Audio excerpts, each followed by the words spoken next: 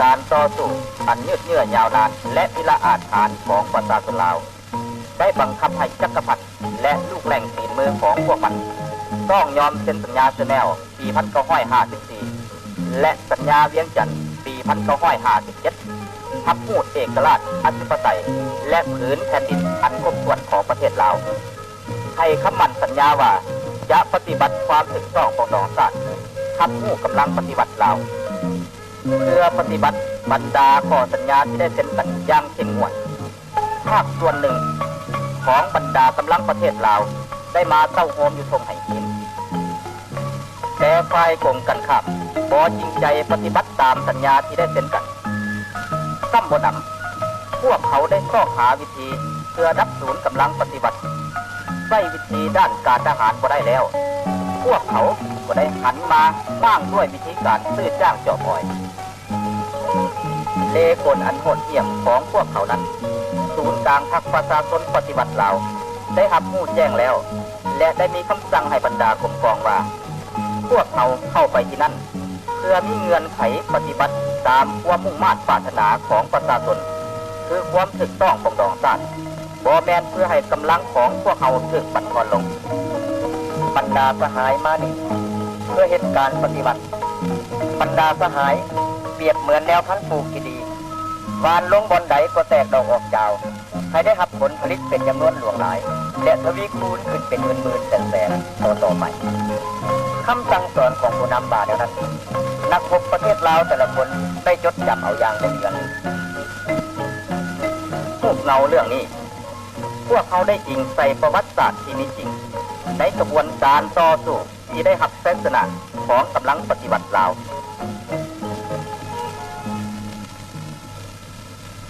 ขอบใจหลายขอบใจด้วย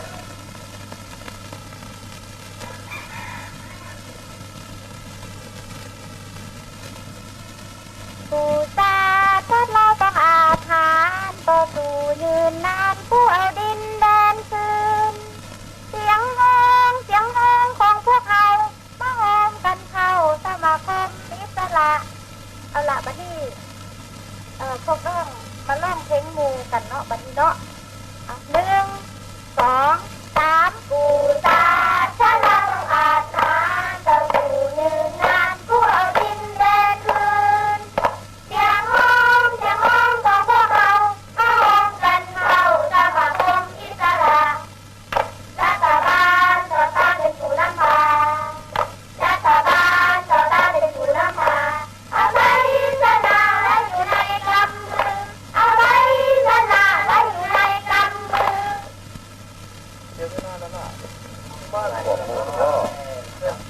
ฟังกูนั่งถ่ายอยู่แบบนี้ตัวเองประมาณ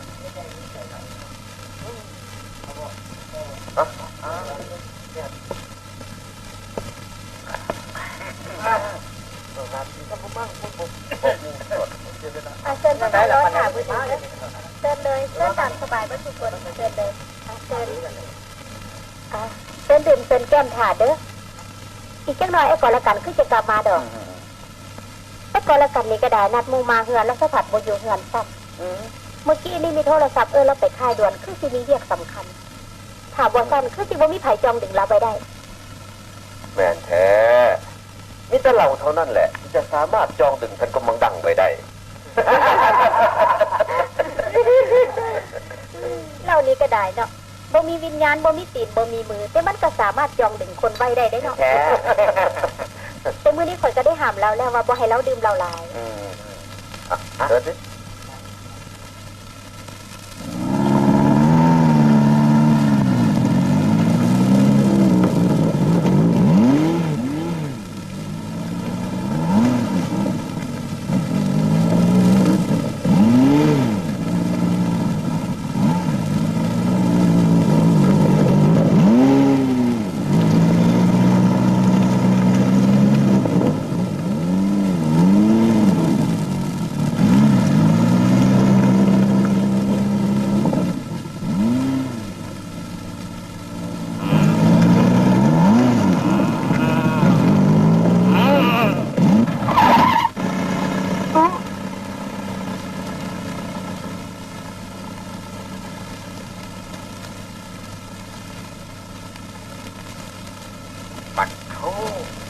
มันเลิกแค่เราไปเรื่องไกลกว่าขัน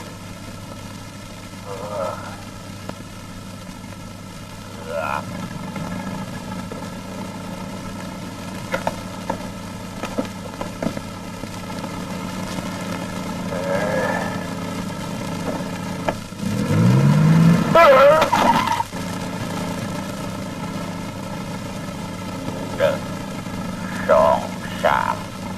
หน้าหลังหน้าหลังหน้าหลัง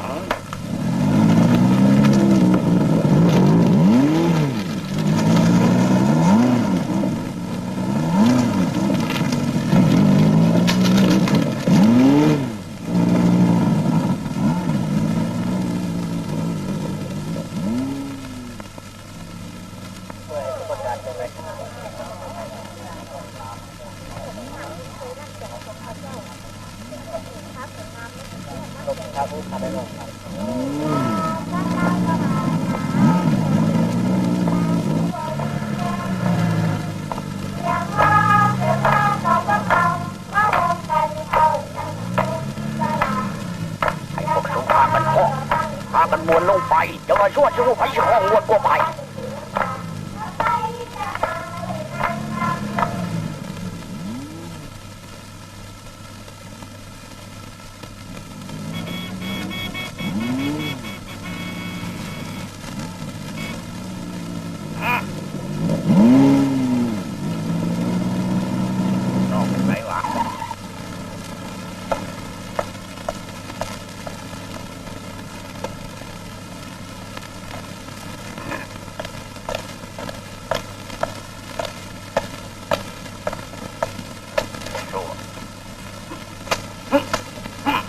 ผักเขามากินชั่วชั่ว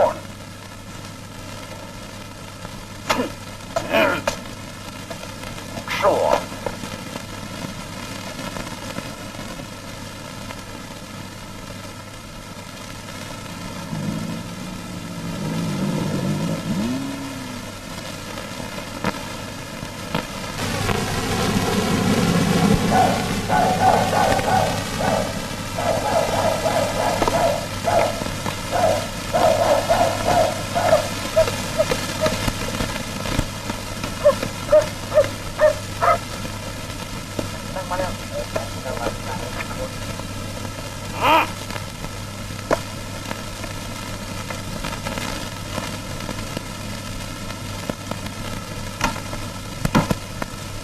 เชิญพวกทานมื่นหูมื่นตาเพิ่งพวกประเทศลาวเขาแน่ อายเขาแน่อายเนี่ยแม่เงินคำตั้งหลายแสนดอลลาร์ที่มีการทุ่มเทให้สงครามจิตศาสตร์แต่แล้วก็จิบหายไว้วอดไปหมดท่านกำลังดังบางที่อาจจะเป็นย้อนว่าพวกเขาโยนยานพวกมันเกินไปโพดเต้โยนยานสนวะเอาขอถามพวกทานทั้งหลายวันนายทหารของไผ่อีแปลวาดอยู่บนบ้านหน้าเฮืองจนกระทั่งครูบาอาจารย์ต้องไปเชิญไฟประเทศลาวมาหามปั้มผมเห็นนายทหารของทางกัปตันเดชสมะพวกเป็นเจ้านางเล่ยาเสพติดในการพนันพวกเขาคนเห็นอย่างที่พวกกำลังแก่ว่าอยู่หันผลสุดท้ายเองก็คือทหารเอาครับพ่อ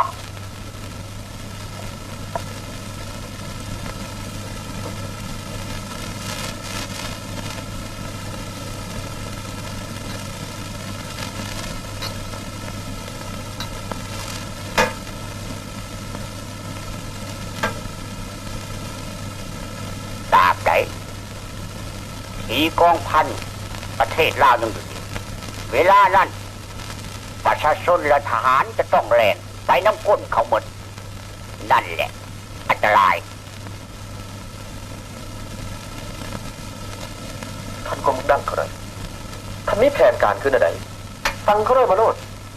ทหารของพวกเขาน้อยนะเกียมพร้อมเสมอที่จะประจันบานกับพวกมันบอดอกเดี๋ยวนี้เขายังบ่ทันต้องการกระสุนจากพวกทานเถื่อนหรอกทานห้อยเอกหรือเปล่าเอ้ยปัจจุบันนี้ต้องใส่มาตรการที่คล่องแคล่วที่สุดกับพวกมัน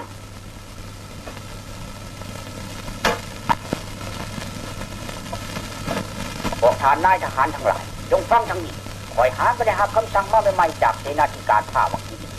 เชิญพวกทานมาเบิ่งเอาทีเจ้าท่านบันตีเห็นแล้วเพราะว่ามันเป็นปัญหาสำคัญดังนั้นพวกเขาจะต้องได้ปรึกษาหารือกันที่ถ้วนเดี๋ยวลากรท่านบันตรีก่อนละกันได้ตีสายมาแจ้งการประดับยศให้พวกเขาทราบว่าพิธีดังกล่าวจะได้จัดขึ้นภายใน2 มื้อข้างหน้าให้ภาคส่วนพนักงานไปประดับยศอยู่ค่ายกินในหมู่พุ่นส่วนกลุ่มกองที่ยังเหลือให้เต้าโฮมกันอยู่เดินกีฬานุ่งโซ่งขาสั่งและบ่ถืออาวุธมือนั่นในผลพนุมาตรจะต่างหน้าให้กองเสนาธิการสูงสุดเดินทางมาห่วมในพิธีดังกล่าวพวกเขาได้ต่อสู้ตลอดปีหนึ่งผ่านมาละเพื่อท่วงให้พวกมันปฏิบัติความถูกต้องปกดองศาสตร์แต่พวกมันกระโบเห็นดีบัดนี้พวกมันยังบังคับให้พวกเขาติดกันอันนี้มันหมายความว่าได้กัน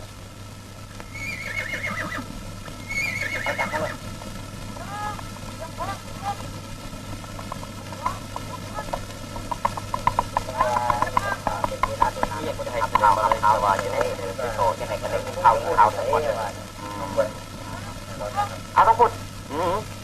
อ๋อเราตานี่ยังบ่หันล้านขอบใจนี่ข่าวมาจากพื้นฐานทางเวียงจันทร์เลยเมื่อรับการประดับยศพวกมันจะระดมกองพันที่10กองพันที่25และภาคส่วนใหญ่ของกองพันที่21เพื่อเข้าร่วมในพิธีพร้อมกับประกอบอาวุธครบสุดและนอกจากนั้นมันยังได้สั่งห้ามการสัญจรไปมาอีกและก็สั่ง1 กองห้อยมาคมขู่ต้นหน้าค่ายของพวกสหายนำนะฮะตีมันต้องต่อสู้มันด้วยกำลังอาวุธดีแม้แล้วเห็นดีนะพวกเขาต้องไปเวียงจันทร์เพื่อไปขอความเห็นจากทานผู้นำสหายที่หักแพงพวกเขาบริยานในการเห็นซึกกับพวกมันแต่ว่าเป็นเวลาใดและจะเปิดบรรลบยามใดเพื่อมีผลในใจการปฏิบัติเขาถ้าพวกเขาหากขับเอาการประดับยศพวกเขาก็จะถูกตัดแยกกำลังหรือกับศูนย์ถ้าพวกเขาบ่ฮับพวกศัตรูก็จะมีเงื่อนไขโจมตีพวกเขาอย่างขนาดและก็เป็นโอกาสหนึ่งที่จะรับศูนย์พวกเขาในสภาพการยุ่งยากนี้เขาน่ะคิดว่าพวกเขาควรจะบรรลุ2 นาที 1ต้องแก่ยาวมือหับการประดับยศไปตืมอีก 2. ต้องส่งผู้ใดผู้หนึ่งไปเวียงจันทน์เพื่อขอความเห็นจากท่านผู้นำมันเป็นปัญหายุ่งยากและกันดารตามความเห็นของเฮาแล้ว แม่นสหายทองพุทธเป็นผู้สามารถเฮ็ดได้เฮ็ดดีสหายทองพุทธมีความสามารถเฮ็ดได้เปิดกว้างสหายทองพุทธมีความสามารถของผมจะบ่ปฏิเสธพวกสหายเขาได้ขอรับเอาหน้าที่นี้บ่ได้ป้าค่อยบอกเจ้าแล้วว่าเจ้านับไปนำบ่ได้อยู่นี่เพิ่นเมาเบิดแล้วนะพูดหรือบ่ล่ะ ให้เอ้ยไปนำผู้เดียวบ่ได้วะเอ้ยจะให้คาน้ำห้อนน้ำสาเจ้าบ่เจ้าเฮ็ดจังซั่นบ่ถูกในหันก่อนอันนี้ต้นมาแล้วไปก่อนเด้อจะไปพูดเนาะ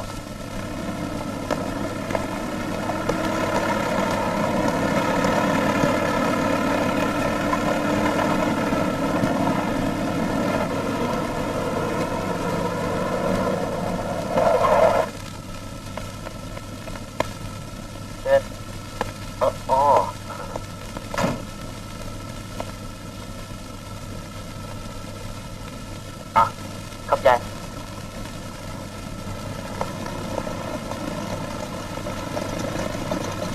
สบายลาก่อน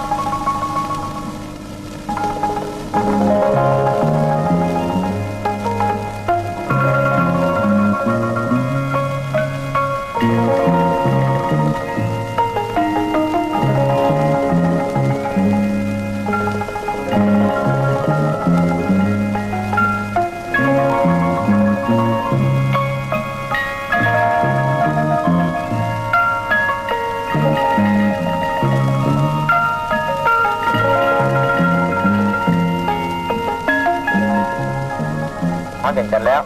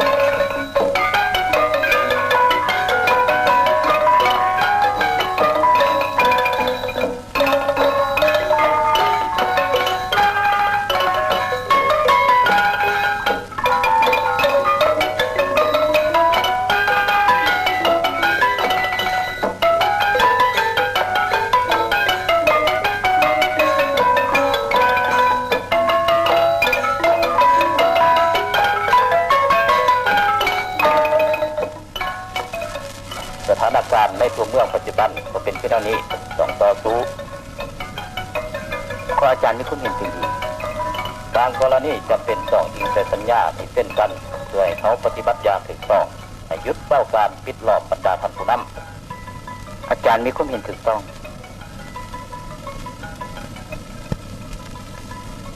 อาจารย์นี่ออกมาหาก็ได้ขอลาก่อนไปดี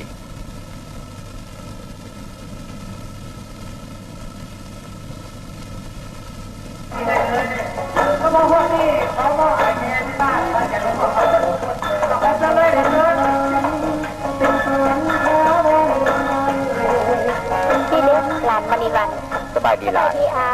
โดนและเดที่เอาไปได้พ่อกับหลานมาบัดนี้ยายเป็นสาวแล้วเนาะระวังได้ผู้หญิงตัดผมสั้นขาวบ่มัก เอาลินซื่อๆดอกความจริงตัดผมสั้นก็แห่งงาม หลานผู้เพียรสีจะเห็นแล้ววะเจ้าได้เสียงคำบอกหลานแล้วผู้เพื่อนเราบอกเจ้าต้องได้บอกเราเลยดิ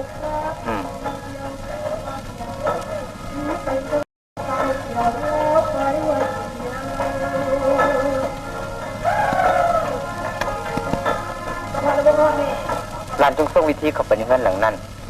แล้วไปพบกับลุงผู้นี้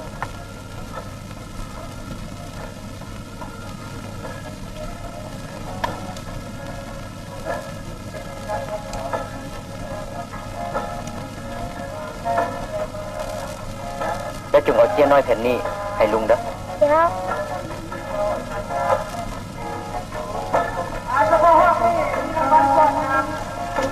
แล้วหลานรอถาคำตอบจากเพื่อนเด้อถ้ามีอย่างเกิดขึ้นให้หลานจุดเจี้ยในทิม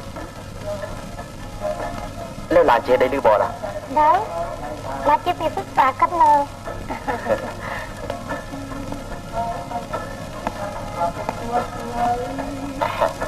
เชิญทานวัดละวงเชิญข้างในหลานเนี่ย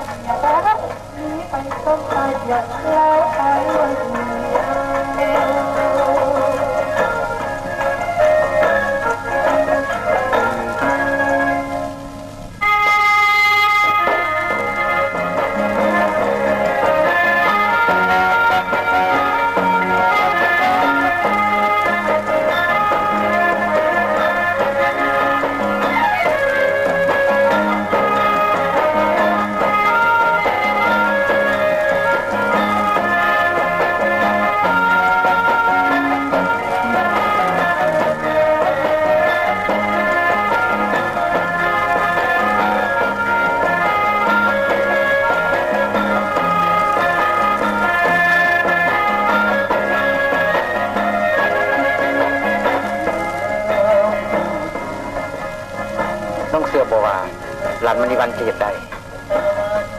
ต้องขับประกันได้น้องแน่ใจบอกว่าจะบ่ถึงติดตามให้เป็นให้ดีกว่าให้สัญญาได้บอกว่าจะไปเล่าเรื่องนี้สู่น้องฟังโยงเรียนอับประกันก็แล้วกัน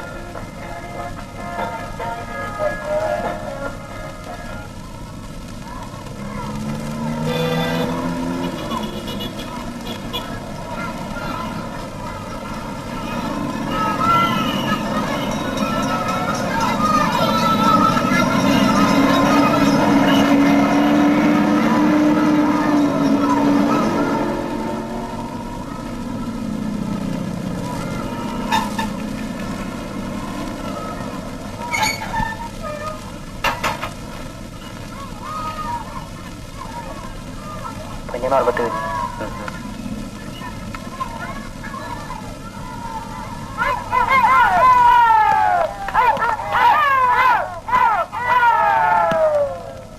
ฟังเด้อ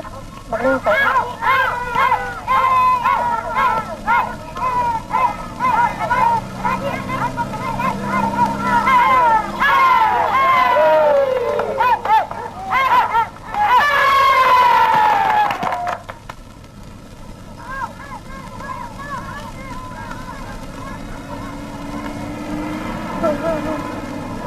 มาละ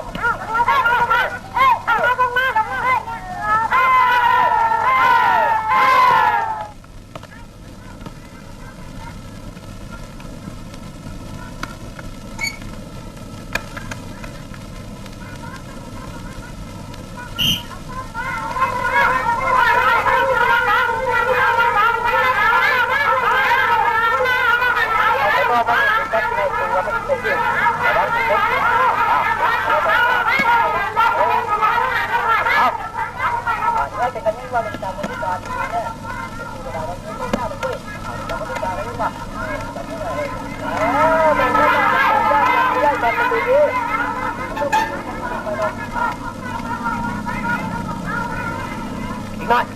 รู้มาให้ยังอยู่ดิ ก็ค่อยเร็วงั้น มันก็เลยงานโมอีกแล้วมันนี่นะ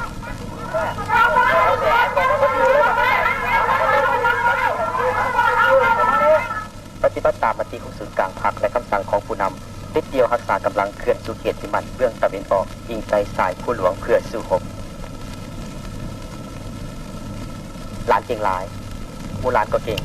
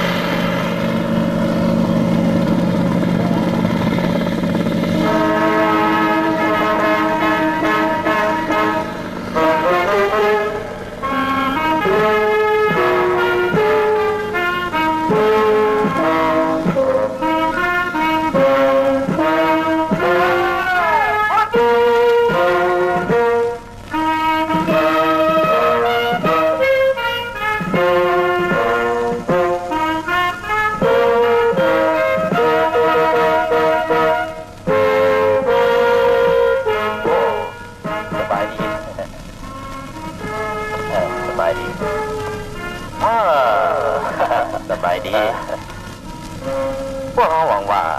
นับแต่เมื่ออื่นนี้เป็นต้นไปพวกเขาจะเป็นกองทัพแห่งชาติอันหนึ่งอันเดียวกันพวกท่านนายทหารฝ่ายประเทศลาวยังมีความเห็นอย่างบ่พวกข้าพเจ้ามีความเห็นแล้วว่าโจวันจัดพิธีเลื่อนขั้นเสียก่อนแต่อย่างไปยังจะไปยังสิพวกข้าพเจ้าได้เขียนหนังสือเสนอโดยละเอียดแล้วเชิญทานผู้ต่างหน้าเสนาธิการสูงสุดจงรับเอาด้วยการประดับยศแม้นมีพระราชโองการของพระบาทสมเด็จพระเจ้ามหาชีวิตอย่างขับแน่รัฐบาลผสมเป็นผู้หับผู้กองบัญชาการสูงสุดเป็นผู้ตอบตกลงแล้วเป็นอย่างพวกขัดจึงหาทางหลีกเลี่ยงอันในพ้นผมจริงแล้ว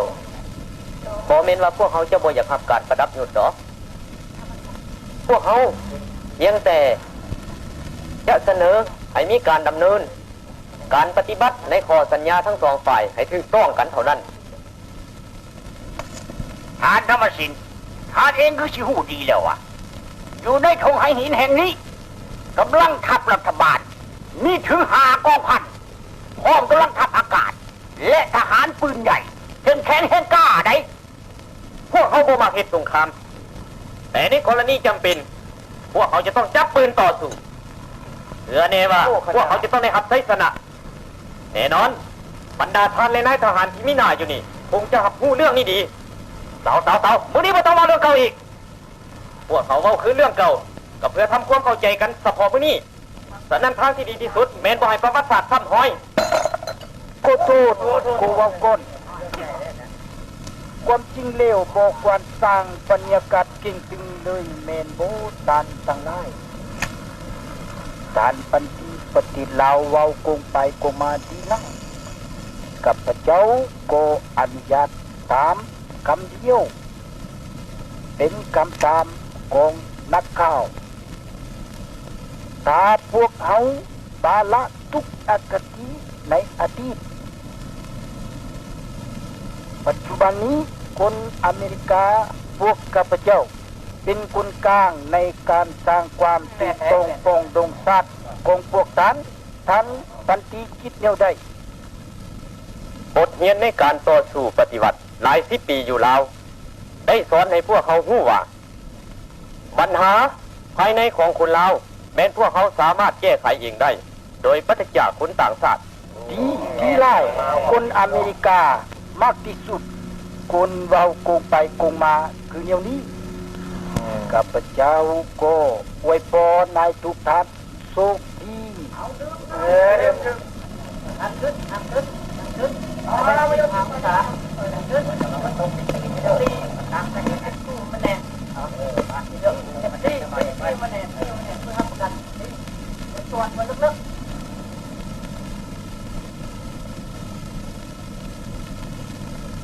รายงานครับพี่เต้นบอกเขาได้จับเด็กน้อยบักหนึ่งดิจิเมนปลายประเทศลาวส่งมาสอนแนมที่ตั้งปืนใหญ่ของพวกเขาเข้ามานี่โดยหน่อยไปไปไปเลยไปฮะ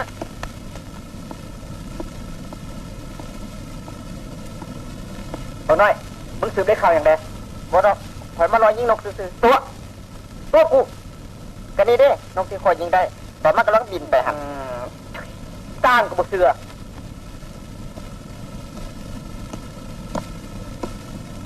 นี่เก่งแท้กูสิมึงลองยิงบึงบนนี่มึงดู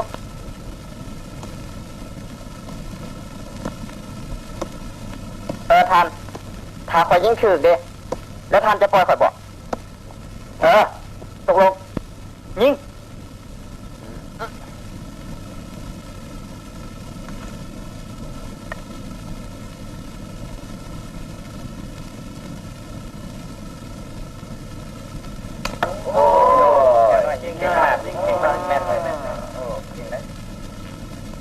ใครจะปล่อยหัวมึงกูอยากรอมึงบึงสื่อดอกขี้ซอขี้ตัวกูใหญ่ตัวเด็กน้อยจะเป็นวะกูตัวเด็กกูหูมาฮัลโหลอันห้อยเอกลีเป้าบอกคำสั่งผู้สังการภาคสั่งให้เอากองห้อยที่2และกองห้อยที่4เคลื่อนทัพเขาทั้งภาคเหนือและภาคใต้ของกองพันประเทศลาวในวงรัศมีปิดล้อมเตรียมพร้อมบุกได้ยินบ่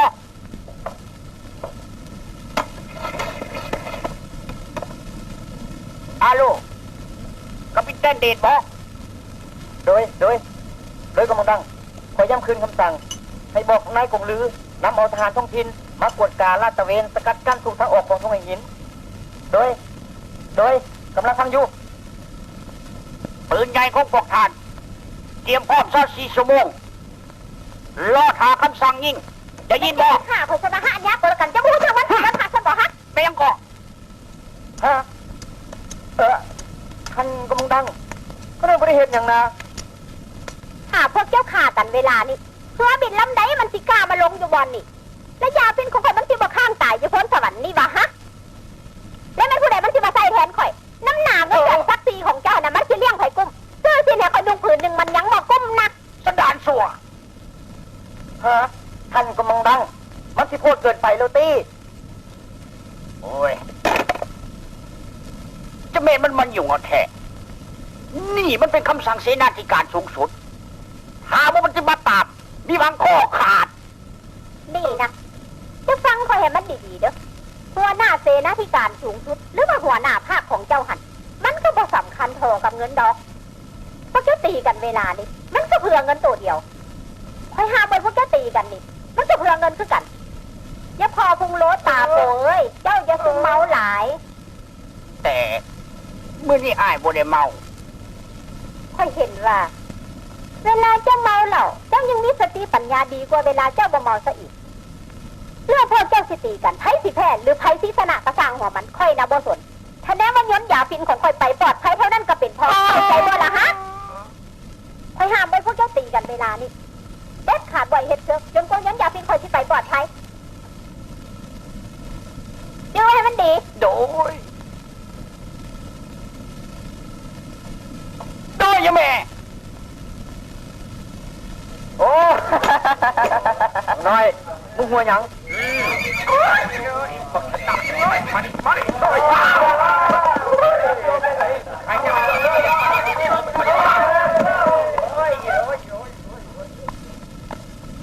มึงขี้เป็นบอกจึงหัวกันเขาโอ้ยกองแต่ตายคนรักสูงของพวกเขาน่ะรถท้องไม่ออกมาขี่ม้าเปลี่ยนรถม้าตัวนี้มึงขี่ได้บอกอ๋อม้าตัวนี้คือมาให้แท้มึงย่านวะถ้าคอยขี่ได้ให้ท่านปล่อยคอยเด้อตกลง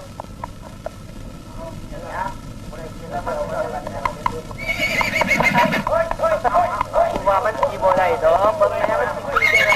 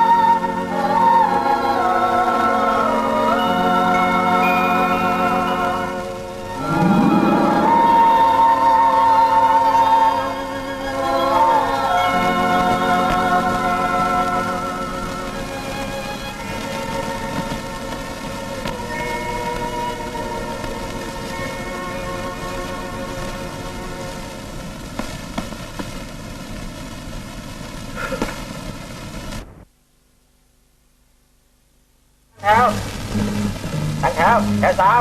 แถวสามเด้อแถวสามบริการเตรียมพร้อมทั้งหมดให้แบ่งแยกกำลังคนหนึ่งให้ไปทางซ้ายคนหนึ่งไปทางขวาเดี๋ยวเบิ้งทำชุดไปเร็วๆไปแยกกำลังเว้ยไปพว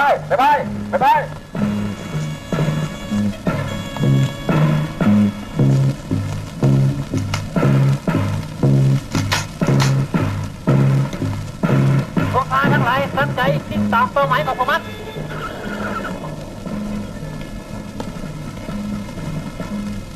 ทำงานก่อนละกันเข้าพบทางธรรมชาติ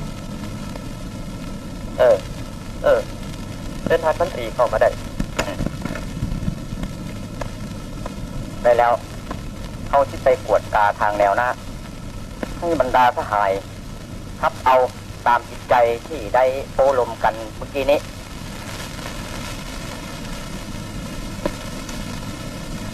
ท่านเขาก็จะไปเวียดก่อนเด้อ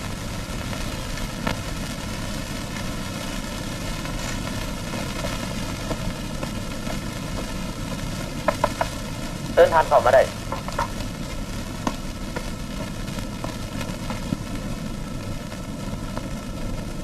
ทานต้องพูดไปใส่คือผมเห็นอยู่วันนี้คือผมได้ไปใส่นะ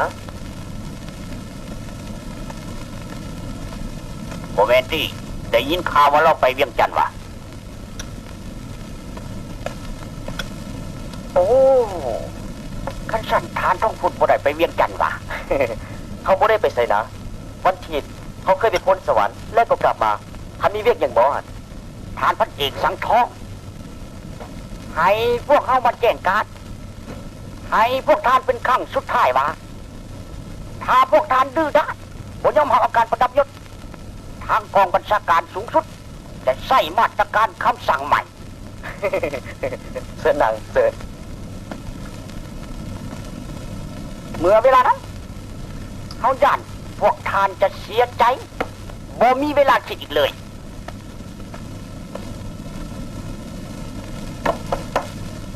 เดินทานดื่มน้ำพอดีพวกเขาคิดว่าจะไปหาทานเพื่อล้มปัญหานี้คือกันหลังจากได้ปรึกษาหารือกับพนักงานนักรบจำนวนหนึ่งพวกเขามีบางคำเห็นเปลี่ยนแปลงแนวใดก่อพวกเขาเป็นเห็นดีในการขับเอาการประดับยศแต่ว่าคอยวิธีดำเนินไปโดยดีพวกเขามีบางอันยุ่งยากยังเป็นกองทหารพวกทานปิดล้อมค่ายของพวกเขาคิดสงสัยในความจริงใจของกองบัญชาการสูงสุดเขามาได้ขอรายงานภาคการศึกษาเตรียมพร้อมแล้วจนกว่าจะมีคำสั่งใหม่ปฏิบัติไอ้น้องของพวกเขาจำนวนหนึ่งเตรียมพร้อมสู้รบ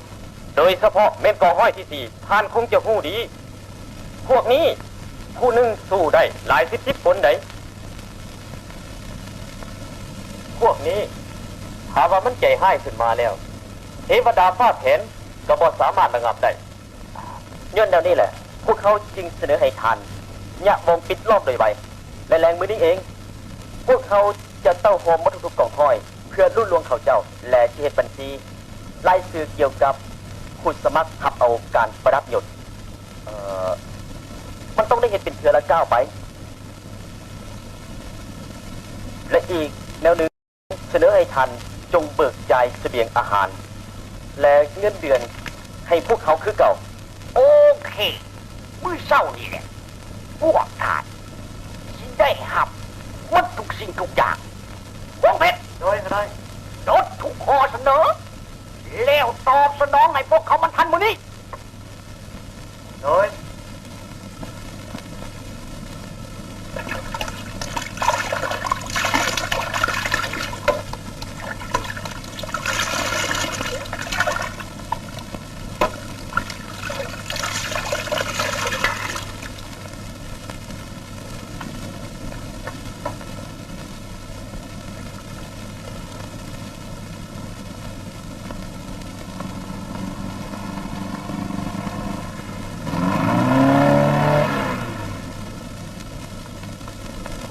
โอ้ยมาตายน้องเห็ดซะแล้วยังออกลูกใหม่ๆได้แล้วยังบ่มีแหงเถื่อมื้อนี้ใครหลายแล้วเด้น้องก็มีเรียกตั้งหลาย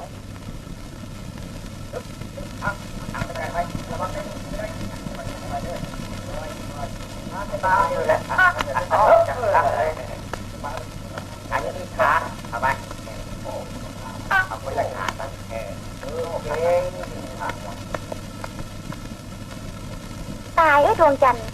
วันนี้เป็นอย่างพวกมันจึงมาเฮ็ดดีกับพวกเขาแท้ฮะหรือว่าพวกเขาย้อมรับการประดับยศแล้ววะดาราน้องจงทุนเทียงก็เสนว่าการนำของพวกเขาจะต้องมีแนวใดแนวหนึ่งที่แน่นอนเอาไว้แล้ว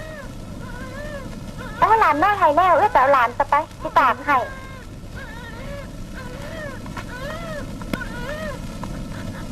โอ้ลูกไม่หายนะโอ้จะหายเลยโอ้อย่าหายเป็นหญิงของเราเป็นอย่างลูกเป็นเรื่องหายละ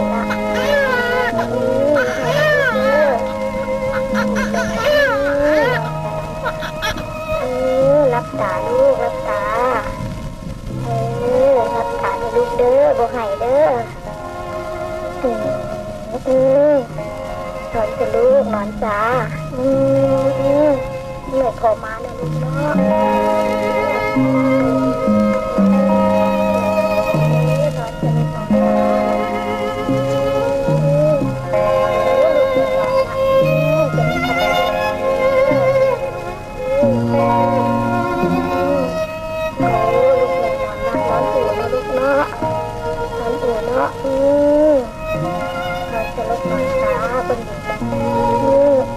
นอนจ้ะ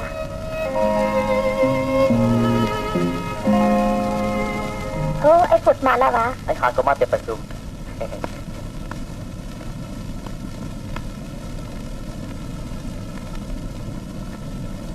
ไอ้ฝุดไอ้เบิ่งไหมดังมันคือไอ้บุพิษได้หัน สั้นดาวา โอ้ลูกเอ้ยถ้าดังลูกหักคมคือแม่ลูกแห่งสีงาม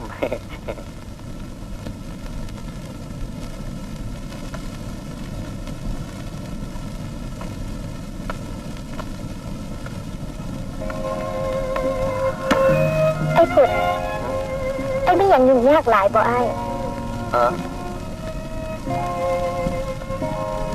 ถ้าศัตรูมีการเปลี่ยนแปลงเล่ดีน้ำพวกเขาพวกครอบครัวส่วนหลายเมนเป็นห่วงเป็นใยและมีความคัดของหลายนะไอ้ สั้นน้องเด็กต้องมีความสนใจอย่าง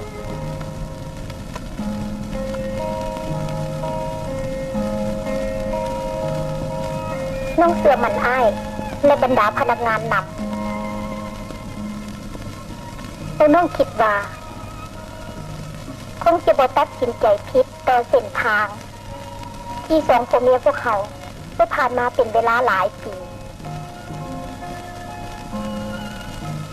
ขอบใจเนี่ยครับ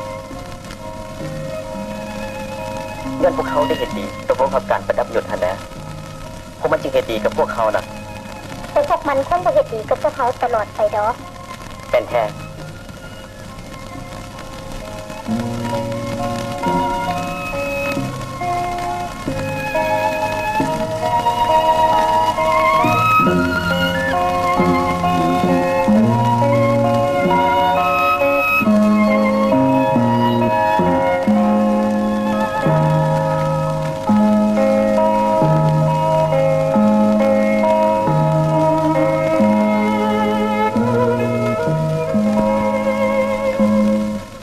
ครอบครัว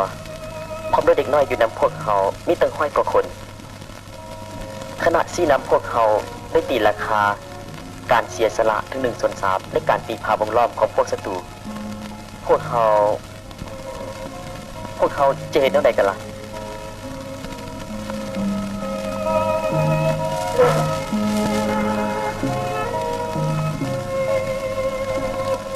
เส้นครอบครัวพวกเขาผู้หนึ่งอยู่ผู้หนึ่งไปมันจะเป็นหมอ ไอ้ขุดเป็นยังจึงว่าผู้หนึ่งไปและผู้หนึ่งอยู่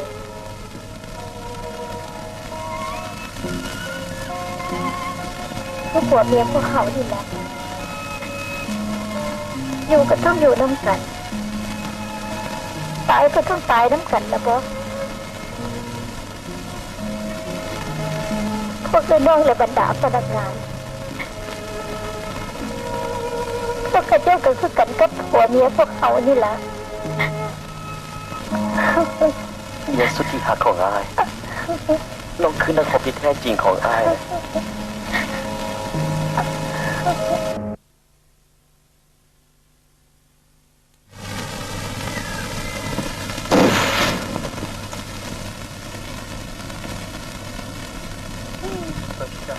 ยังบ่ถือ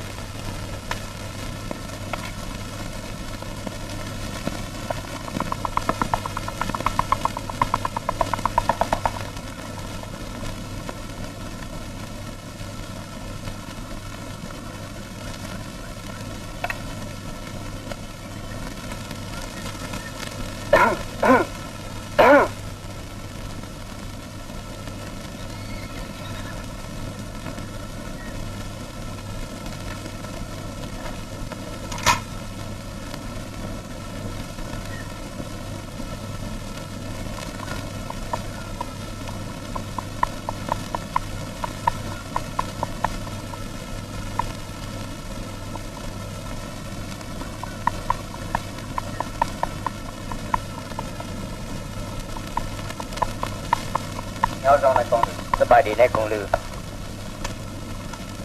nhau trong chứ สบายดีท่าน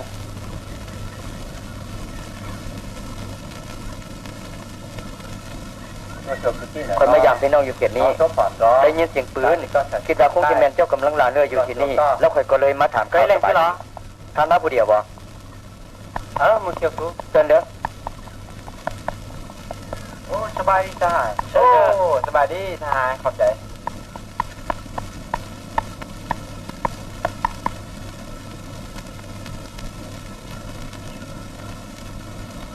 ครับ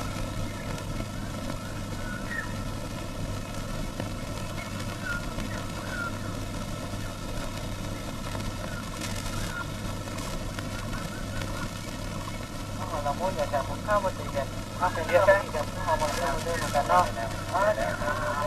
ยิ่งได้ยิ่งไม่เจอพอแล้วโอ้ยพอเรื่อง tên phong giống vậy này thì dịp ra bởi do nào mà คนต้นซาดมุ่งพวกเขาแม่นมาจากเสื้อสายเดียวกัน จังสั้นจึงถือว่าพวกเขาแม่นไอ้น้องห่วมท้องเดียวกันแม่นบ่แม่นแล้ว ถ้าพวกเขาหักแม่นเสื้อสายเดียวกันไอ้น้องห่วมสายเลือดเดียวกันก็จะไม่ควรจะขาพันล้านแทงกันแม่นบ่ทหารของท่านมีหลายปานใดมดของพันประเทศลาวแม่นทหารของเขามดถ้าว่าทหารของพวกเขาหักแพงกันคือไอ้กับน้องก็บ่ควรขาพันล้านแทงกันแล้วมันยังจะเป็นผลดีที่สุดต่อชนชาติครอบครัวม่งพวกเขาและเป็นผลงานยิ่งใหญ่ต่อการปฏิวัติ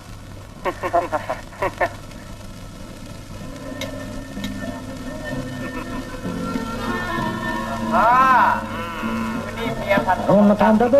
เจ็บเลยได้ทันหาดอก อันนู้นทานคุณแล้วได้เสียงเกียรติประธานก่อน ใจเอ้าคิดซอยอ้ายเลยแม่พวกท่านทั้งหลายฟังข้าพเจ้าบอกก่อนขอรายงานทานกรเนตเมื่อคืนนี้มีพวกประเทศลาว50 กว่าคนย่อมเอาอาการประดับยศตืม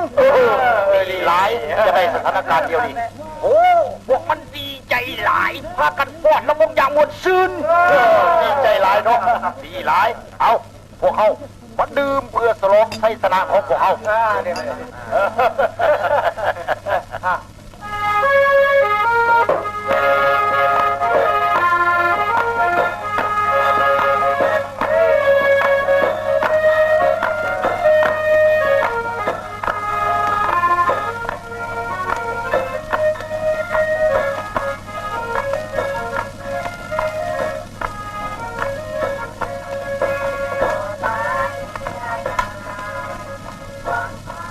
เดี๋ยวนี้ได้10:30แล้ว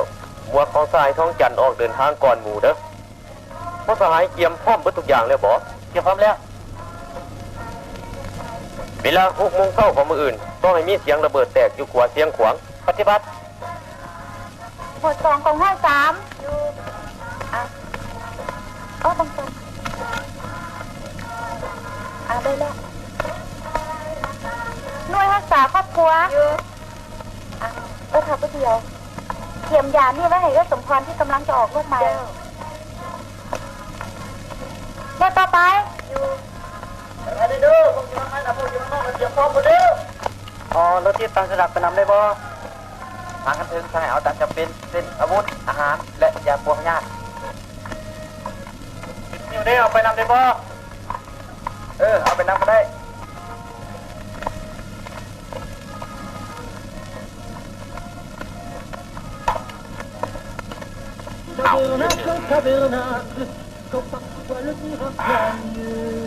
มื่ออื่นนี้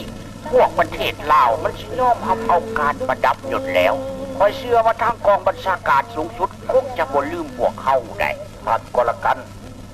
พวกเขาพากันเมาเดี๋ยวนี้มันสิบ่โกรธไปบ่บังกละกันคนนี้แหละกำมันไว้อยู่ในกำมือพวกแห้งแล้วนะพวกมันมีอยู่2 ทางเลือกเท่านั้นถ้าบ่ยอมเอาการประดับยศก็แม่นคือกวดล่างให้มัน โอ้มีทาง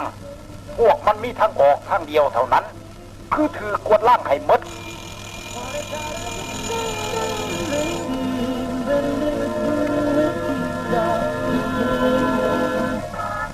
เห็นทันพันตีก็แล้วกันพอรายงานตื่มเกี่ยวกับผู้สมัครขับประกันประดับยศปัจจุบันนี้ได้เพิ่มเป็นตื่มอีก300 คนแล้วหมายก็ว่าคืนนี้เห็นดีเกือบหมด เจ้าอวยพรให้ชัยชนะพวกเขานอนรับฝันดี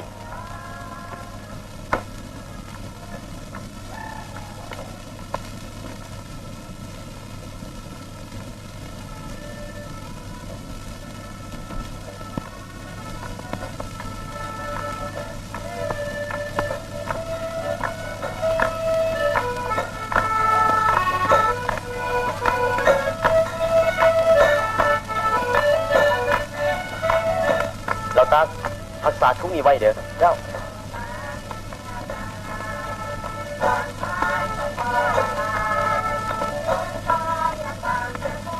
บรรดาสหายที่หักแพงทั้งหลายอีกบนทันใดนาทีพวกเขาก็จะออกเดินทางจากที่นี่แล้วก่อนพวกเขาจะออกเดินทางเขาขอตั้งหน้าให้คณะผักและกองบรรษากองพันขอแจ้งให้ทราบว่าพวกเขาได้เข้ามาบนนี้ด้วยความสมัครใจและตามสัญญาที่ได้เซ็นกันแต่พวกศัตรูพยายามจะให้พวกเขายอมจำนนภายใต้แสงสว่างของศูนย์กลางพรรคและคำสั่งสอนของบรรดาสหายผู้นำพวกเขาบ่มีเส้นทางได้เลือกนอกจากต่อสู้เพื่อบรรลุเป้าหมายขั้นสุดท้ายทุกคนเริ่มออกเดินทางได้แล้วกองร้อยที่4ใครทางออกก่อนแล้วมุ่งหน้าไปทางเมืองภูรับถ้ำต่อไปแม่นกองร้อยที่3หลังจากนั้นแม่นเสนาธิการกองพันแล้วแม่นภาคส่วนครอบครัวหลังจากพักส่วนครอบครัวไปแล้วแม่นกองร้อยปืนใหญ่และกองร้อยที่5ไปปิดท้ายหมู่บรรดาพักส่วนมีหน้าที่สู้รบให้ศึกต่อม้วนซื่นห้องรำทำเพลงแล้วออกจากค่ายในตอนเที่ยงคืนหมดทุกคนเข้าใจแจงแล้วบอกเริ่มออกเดินทางได้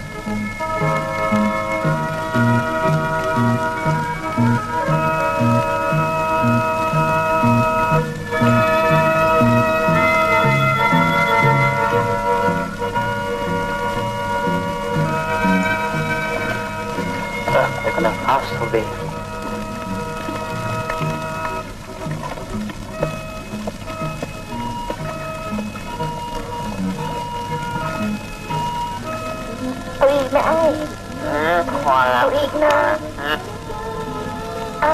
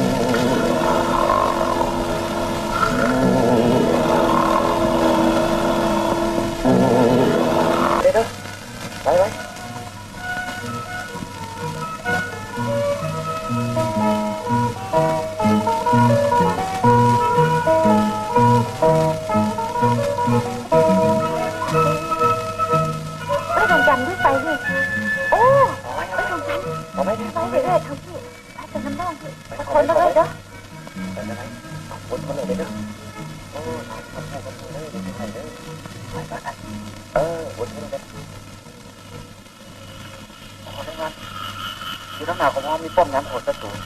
ของกองห้อย3กองพันที่21หากเขาสร้างขึ้นใหม่ทางออกได้บอกผมทางซ้ายมีบอกขีดตมและมีสนมนี่มันทางเดียวขึ้นไปทางขวาแต่นี่ทหารของนี่เป่าเฝ้าย่ำอยู่บนหันเอาละขึ้นไปอัดปากมันรถครับ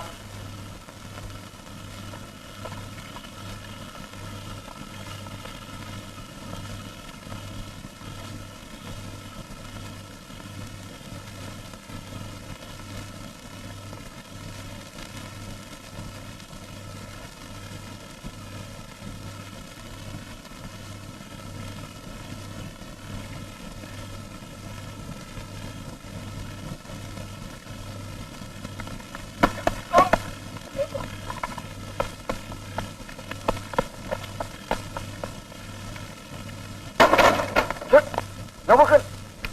มาเลย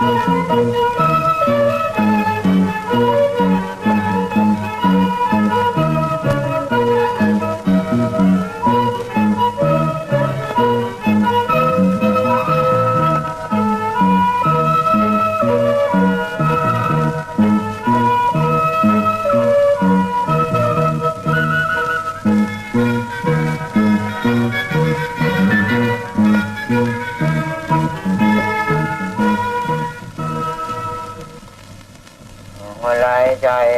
หัวไหลใจหากผู้ไหลหักถ้าคุณงามอ่อนน้องทำลึงเลี้ยง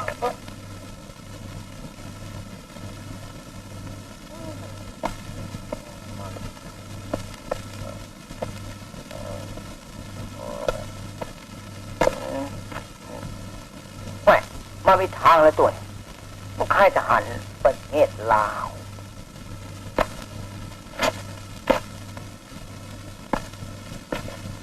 ต้องทานยับเป็นยังไม่ความลับกูให้เด็ดเลยเฮ้ยมึงเป็นทหารประเทศลาวก็จริงแต่ต่อไปมึงถือประดับเงียบและเป็นลูกน้องเขาครับโลเลแท้ปิงตายก็น่าบังเลยตามมันเขาคุกหน้า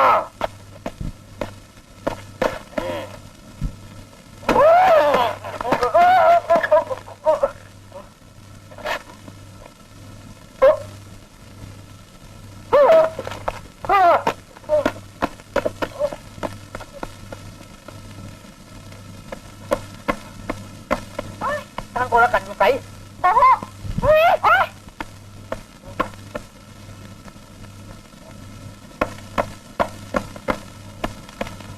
ท่านคนมังดัง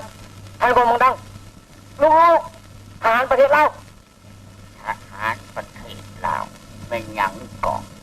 ทั้งหมดพวกมันเห็นดีแล้วแมนบอดีหลายหมดแล้วคนมังดังพวกมันหนีหมดแล้วพวกมันหนีไปหมดแล้วหนีไปดี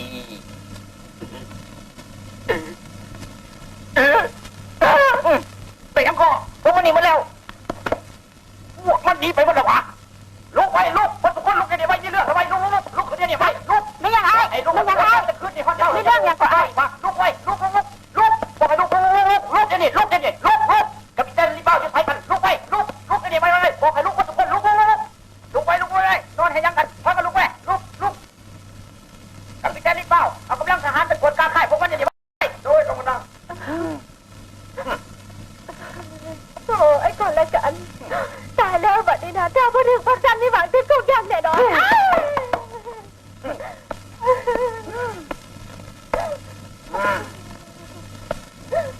เราต้องตกใจ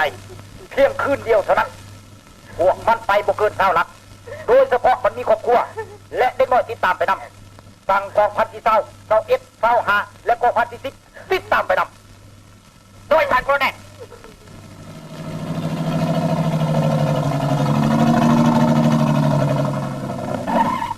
ไปลงไปออกมาเลยไปเข้าออกไป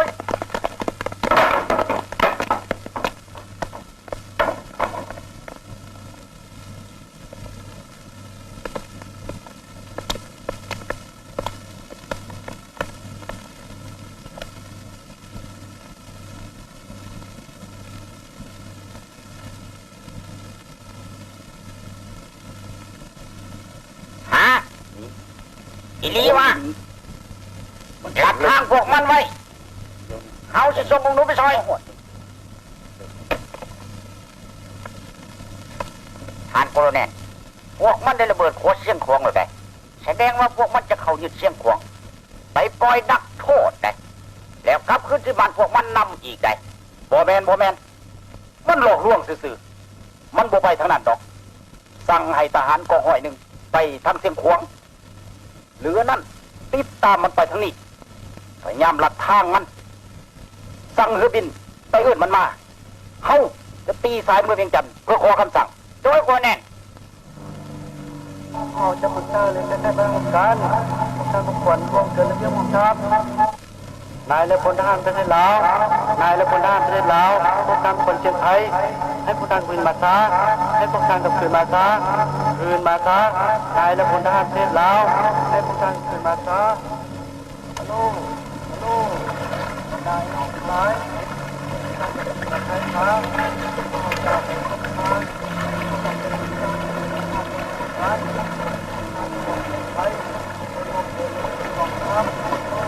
หมอดปืนหมอดไฟอย่าให้เห็นควันเด้อ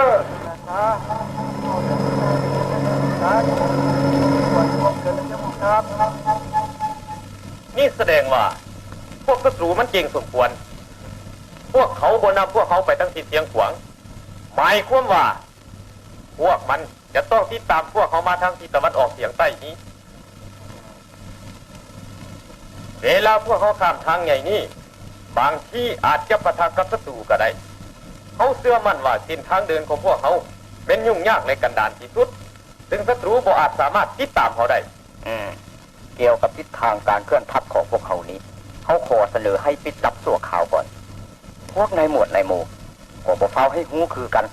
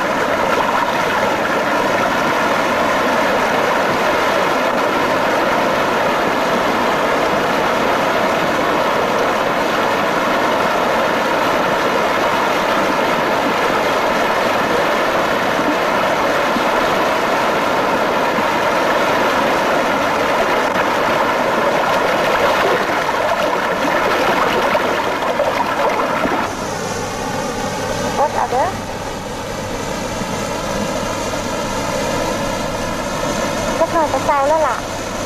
เอา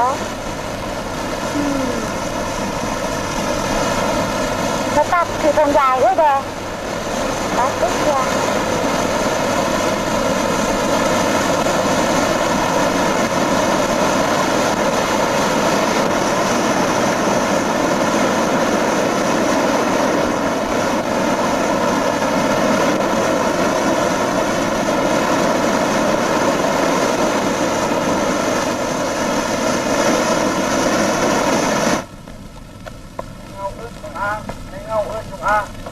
ทราบแล้วเพี้ยนแมงเงาเอื้อนจงอางทราบแล้วเพี้ยนพันกับแดนฮัลโหลฉันกำลังดังบอส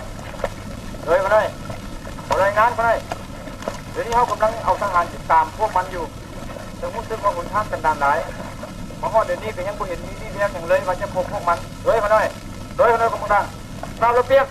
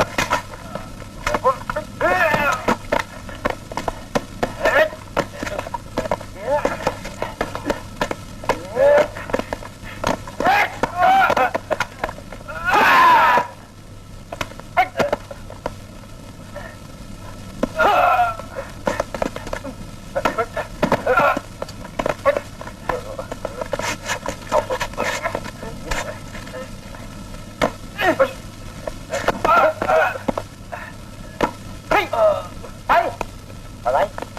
ไว้เข้าไว้เข้าทุกคนไปศัตรูกำลังจะทำงานมีไรพยายามมิดเขาสิพายน้องไปก่อนนะอะไรไปเด้อยันศัตรูนำมาถึงไปเดี๋ยวลูกนี้เอาจดหมายนี้ไปส่งในพ้นพนุมาและบอกนายพวกสูเดบาหากพวกสูยังดื้อด้านปวดเก่งพวกสูจะต้องถูกเย็บแสบคือแล้วนี้เข้าใจหรือบ่ล่ะ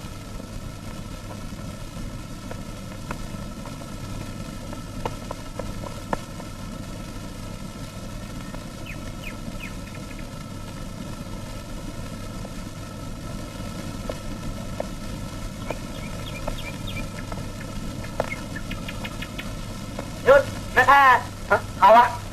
เขาเป็นทหารของกองทัพแห่งชาติไปแช่พวกเจ้าชิไปแช่พวกเขามาซ่อหาทหารฝ่ายประเทศเราเห็นพวกมันผ่านมาแถวนี่บ่เห็นนี่อยากได้ติดเปิดไปใช่ไปอยากไปใช่ในกองเรือพวกเจ้าเมนทหารของไทยประเทศลาวเราเดี๋ยวนอนพวกเขาเมนทหารของนายกองเรือในกองเรือกับเป็นเจ้าตัวถ้าเห็นทหารกองพันประเทศลาวผ่านมาทางนี้นายกองเรือสั่งพวกเจ้าว่าเนี่ยไหนนายกองเรือสั่งบ่อยยิงดีแล้วพวกเขาเมนทหารกองพันประเทศลาวแล้วเขาเองเมนเยียกู้ผู้บัญชาการกองพันนี่ตัวหนอมาจุกบ่ต้องญาติเอิ้นลายพวกเจ้ามาให้แดพวกเขาแมนส้นซัดมุ่งเดียวกันบ่ขาดกันดอกอีไร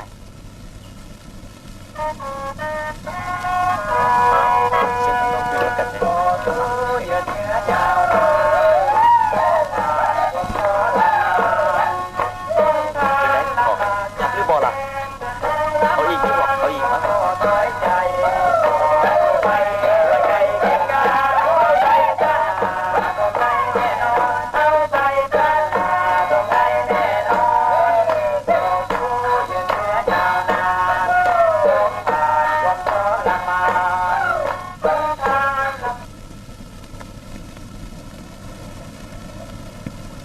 บอกแล้วว่าตักเนี่ยจะได้ไปยืนเจ้าน่ะขับคักบ่ได้ยินคักบ่ล่ะมันแจ้งบ่มันปิดขึ้นอีกให้มันแจ้งเอาบัดนี้เป็นยังไงซ้ำคักบ่คักแล้วบ่โอ้ยเจ็บนะโอ้ยเจ็บโอ้ยดาราซอยอีดีเถอะก็ต้องย่านอย่าห้องหลายสิเมื่อยใดอย่าห้องสิเมื่อยอดเอานอนลงนอนลงอดทนสักหน่อยเด้อเอาตั้งจิตตั้งใจดีๆแล้วเบงตั้งใจเบงนะเอาตั้งใจเบงมีข้าวดี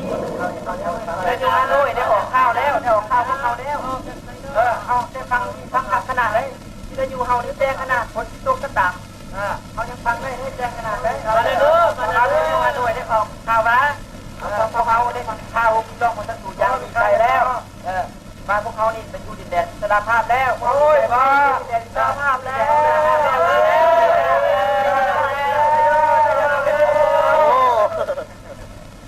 แม่แล้วสหายทั้งหลายวิทยุฮานอยได้ออกข่าวพวกเขาหมดทุกคนแล้วหมายความว่าหมดทุกคนในโลกนี้ได้หาผู้ถึงความปีศาจสามารถของพวกเขาหมดทุกคนแล้วนี่มันน่ะเป็นการสุกยุอันใหญ่หลวงสำหรับพวกเขาบรรดาสหายทั้งหลายนักรบใหม่ได้เกิดมาแล้ว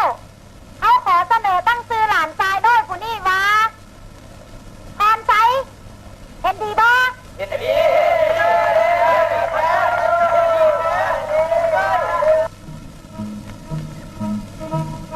ด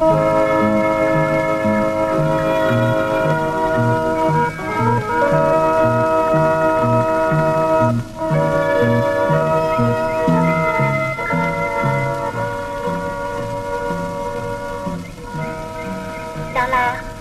ต้องอาการตัวอ้วนสมพรไหมก็เป็นเราเมื่อยหลายแท้เราเสียเลือดหลายได้หันแต่ยาของเขากระมดแล้วเห็ดเนี่ยไหนค่ะตอนก่อนน้องจะพยายามไปซอกหายาเพื่อนเมืองอยู่ในตานี่แหละ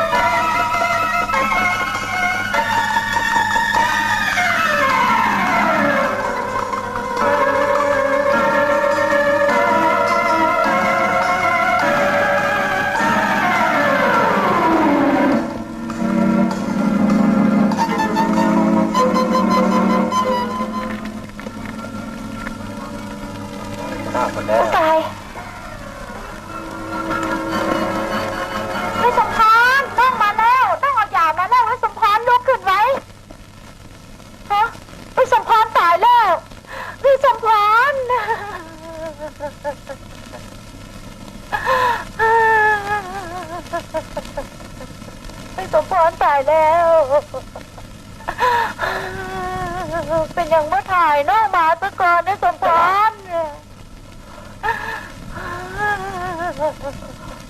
ดาราเอ้ยนี่เป็นการเศร้าสลดใจที่สุดสำหรับพวกเขา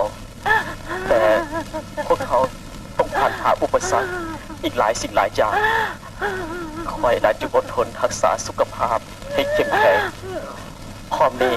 พวกเขาขอมอบหลานน้อยคนนี้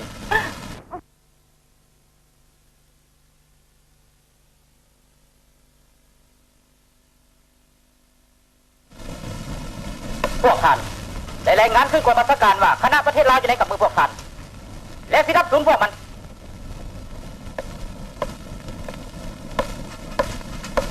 พวกท่านจะมีอีกเชิญมาหมดดิ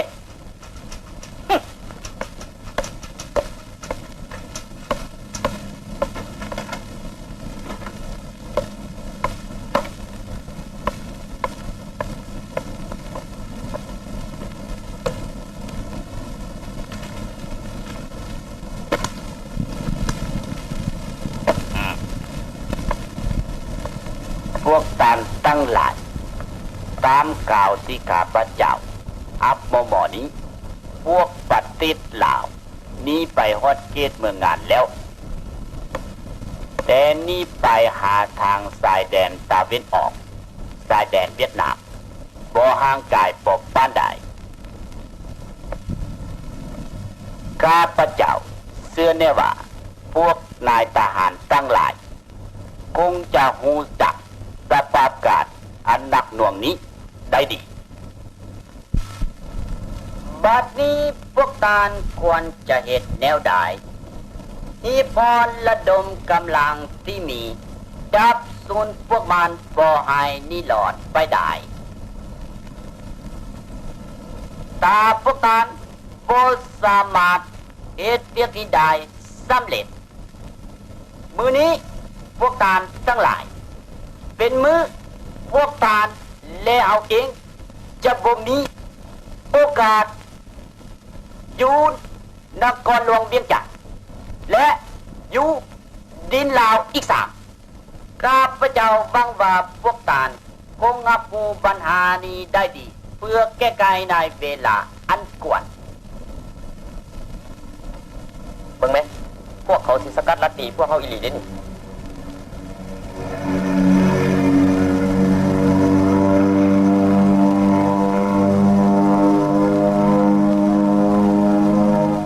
ปะครอบครัวลีไว้อยู่บ่อนปลอดภัยนี่เขาจะนำหนึ่งปองคอยไปหล่อนตีทางหลังของศัตรูให้สหายธรรมสินไปตีเบื้องหน้าเขาเชื่อแน่ว่าบรรดาสหายเวียดนามอยู่เบื้องนั้นคงติดตามเบิ่งสภาพการของพวกเขาสหายทองพุทธนำเอาหนึ่งหมู่ไปติดต่อพัวพัน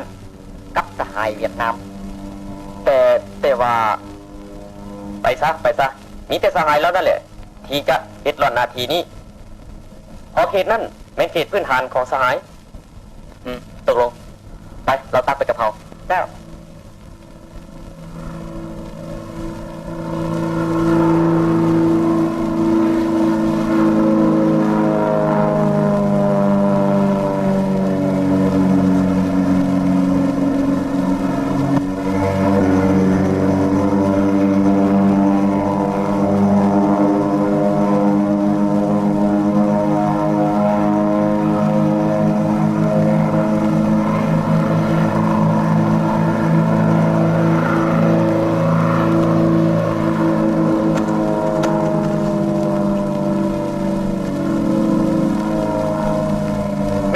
มิด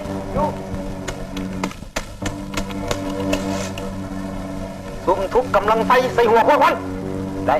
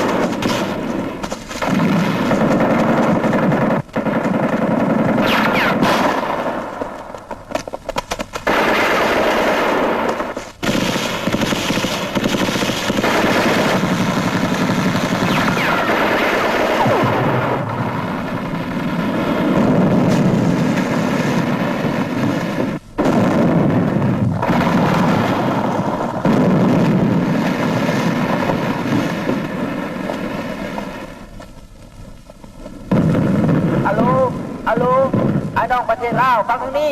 พวกเขาเป็นทหารบาลาหน่วยกระต่ายกูเลยบบาลาหรือบาเนี่ยกูกับจิเมียนหัวมึงมือนี้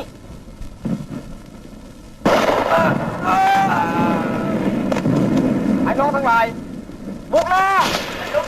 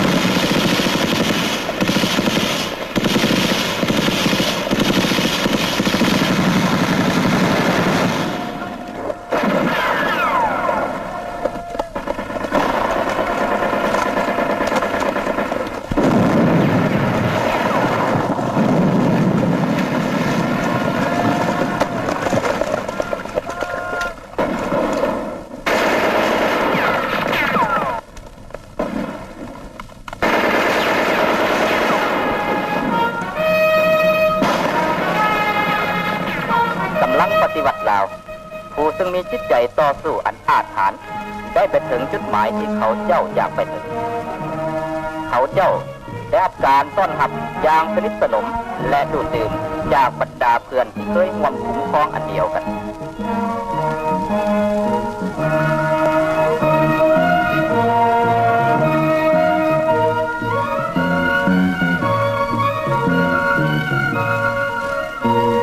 เขาเจ้าได้รับการเบิ่งแยงด้วยความหักแพงจากประชาชน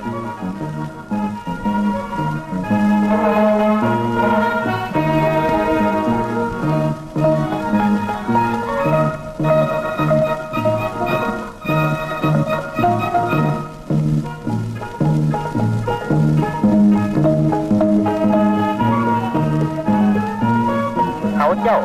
ได้ปฏิบัติตามคำสั่งสอนของผู้นำคือลงลึกในหมู่ประชาชนเพื่อขยายกำลังปฏิบัติ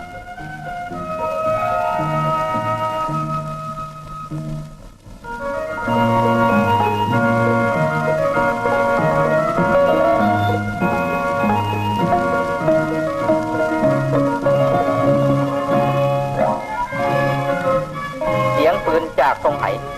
ได้ดังก้องไปทั่วทุกแห่งหนและได้สร้างประวัติศาสตร์ปั้นใหม่ของบรรดากำลังประกอบอาวุธประชาชนเสียงปืนจากทรงไห